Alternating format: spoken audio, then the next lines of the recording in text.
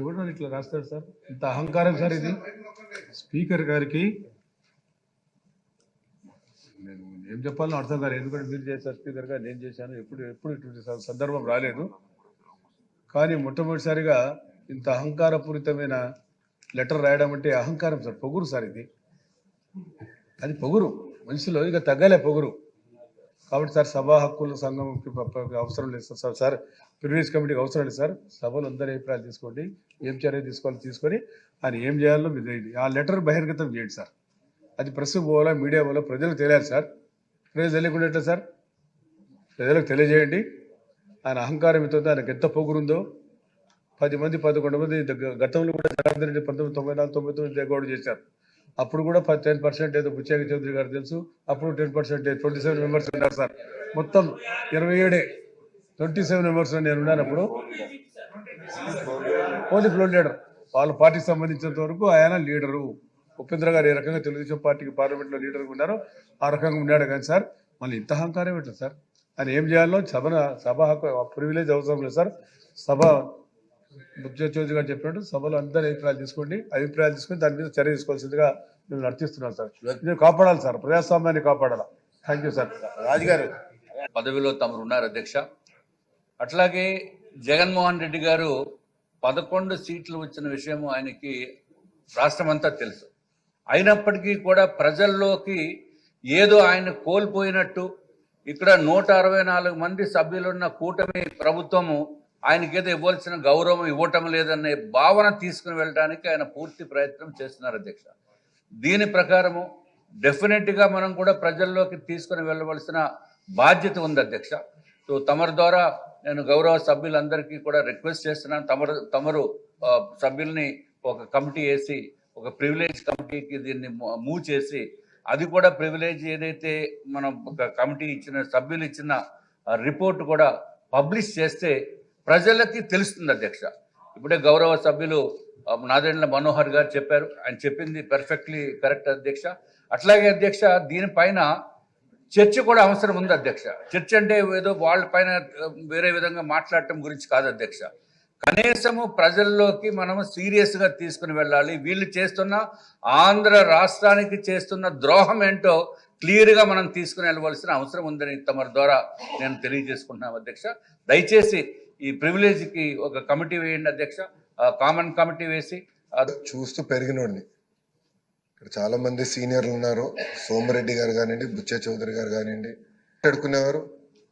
చట్టాలపైన చర్చ జరిగేది. ప్రజలకు ఏం కావాలో అదే చట్టసభలు, అలాంటి చట్టాలే చట్టసభలు చేసేవారు అధ్యక్ష. ఇది నాకు 2వ అవకాశం అధ్యక్ష. గతంలో కౌన్సిల్లో చేశాను, ఈరోజు శాసనసభకు వచ్చాను అధ్యక్ష. కానీ నేను రాలేదు. గవర్నర్ గారు ఉన్నప్పుడు ఏనాడు పోడియం దగ్గర మీరు రాలేదు. ఆ రోజు నేను చాలా డిస్కస్ చేసి గవర్నర్ గారిని గౌరవించాలి, మనం రాకూడదని ఉన్నదో ఆ లైన్, ఆ లక్ష్మణ్ రేఖ ఏదైతే గీసామో నేను దాటలేదు అధ్యక్ష. అధ్యక్ష నేను కూడా కొత్త మెంబర్ని, ఎస్పెషల్లీ అసెంబ్లీలో కొత్త మెంబర్ని అధ్యక్ష. రూల్స్ మేము కూడా తెలుసుకుంటున్నాం అధ్యక్ష. జనరల్గా మనోహర్ గారు ఇక్కడ ఉన్నారు, Farooq, at least a strength equal to quorum fixed to constitute a sitting of the house, that is 1/10 of the total number of members of the house. మీరే చెప్పారు అధ్యక్ష, ఇది ఉంది. ఇంతేకాకుండా సేమ్ డైరెక్షన్స్ మనం ఐ థింక్ మనోహర్ గారు స్పీకర్గా ఉన్నప్పుడు తీసుకున్నాం అధ్యక్ష. ఆ బుక్లో కూడా చాలా స్పష్టంగా ఎగ్జాక్ట్ మనం కండిషన్స్ ఫర్ రికగ్నిషన్లో చాలా స్పష్టంగా చెప్తాం జరిగింది అధ్యక్ష. అంతేకాకుండా అధ్యక్ష, జగన్మోహన్ రెడ్డి గారు మీరు అన్నట్టు సెలెక్టివ్ మతిమరుపు అనుకుంటారు అధ్యక్ష. ఎందుకంటే 13 జూన్ 2019 నాడు ఇక్కడనే కూర్చుంటే ఆయన ఒక మాట మాట్లాడారు చంద్రబాబు నాయుడు గారిని ఉద్దేశించి. ఆ రోజు ఆ వీడియో కూడా బాగా వైరల్ అయింది అధ్యక్ష. గౌరవ సభ్యులు అన్నారు వీడియో కూడా ఒకసారి ప్లే చేయాలని.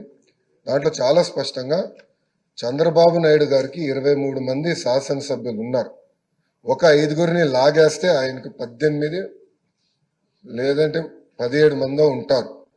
అప్పుడు ఆయనకు ప్రతిపక్ష నాయకుడి స్టేటస్ కూడా ఉండదు అని స్వయంగా జగన్మోహన్ రెడ్డి గారే హౌస్ సాక్షిగా చెప్పారు అధ్యక్ష. ఇప్పుడు వచ్చి ప్రత్యేకంగా మీ పైన వ్యక్తిగతంగా ఆరోపణలు చేస్తాం, ఆయనకున్న దొంగ పేపర్, దొంగ ఛానల్ వాడి ఆరోపణలు చేస్తాం. హౌస్ పరువుని తగ్గిస్తున్నారు అధ్యక్ష. అధ్యక్ష, ఈరోజు ప్రజలు నిర్ణయిస్తారు ఎవరు ఎక్కడ కూర్చోవాలని. ప్రజల తీర్పుని గౌరవించి ప్రజల తరపున పోరాడాల్సిన బాధ్యత పార్టీలపై ఉంది. అధ్యక్ష, గౌరవ ఉప ముఖ్యమంత్రి గారి కన్నా జగన్మోహన్ రెడ్డి గారికి ఎక్కువ భద్రత సిబ్బంది ఉన్నారు అధ్యక్ష. It is a matter of fact today. ఎక్కడ కానీ మేము లీడర్ ఆఫ్ అపోజిషన్ కానీ ఎన్ని పరిణామాలు తీసుకోకుండా threat based on that Z+ security ఆయనకి ఇస్తున్నాం. గౌరవ ఉప ముఖ్యమంత్రి గారికి Z కేటగిరీ ఉంది అధ్యక్ష. Z+ ఇచ్చారు అధ్యక్ష.